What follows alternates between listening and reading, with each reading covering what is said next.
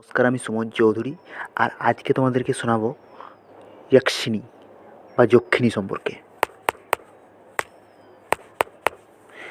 যক্ষিণী বা যক্ষিণী, এই যক্ষিণী কথাটি এসছে সংস্কৃত শব্দ থেকে, আর তারই বাংলা হচ্ছে যক্ষিণী। এদের পুরুষদেরকে বলা হয় যক্ষী বা যক্ষী।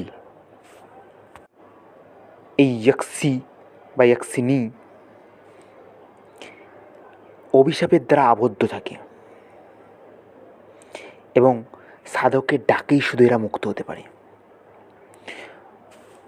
স্বর্গ, মর্ত্য, পাতাল, এমনকি বাকি লোকেও এদের নাকি দেখতে পাওয়া যায়।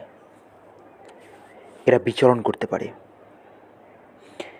কোনো সাধক বা সাধিকা যক্ষিণীকে প্রাপ্ত করতে হলে মা, বোন, স্ত্রী অথবা প্রেমিকা রূপে ওনাকে ডাকে এবং মুক্তি পেতে সাহায্য করে।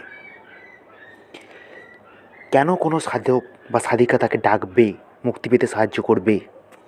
কারণ ব্রহ্মার দেওয়া বরে যক্ষিণী কিছু তান্ত্রিক শক্তি থাকে এবং যে সাধক বা সাধিকা তাকে ডাকে তার প্রায় সমস্ত মনোবাঞ্ছাই সে পূরণ করতে পারে।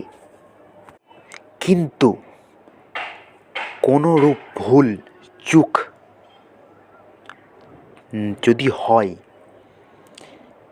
তাহলে কিন্তু ঘোর বিপদ নেমে আসতেও পারে। যক্ষিণী সম্পর্কে প্রথম আমরা জানতে পারি সনাতন বা হিন্দু সংস্কৃতি থেকে, যেখানে ৩৬ প্রকার যক্ষিণীর কথা বলা হয়েছে।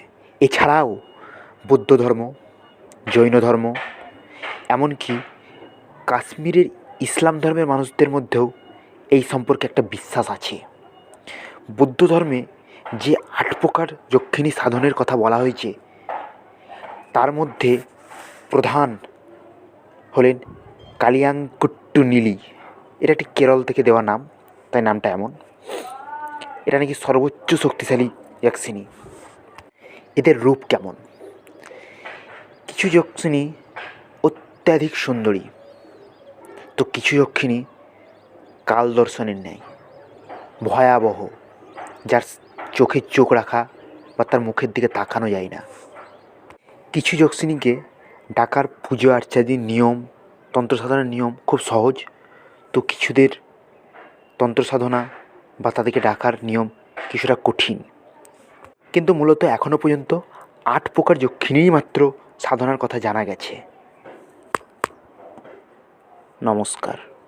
এই যক্ষিণী সম্পর্কে আরও জানতে চাইলে কমেন্ট করবেন।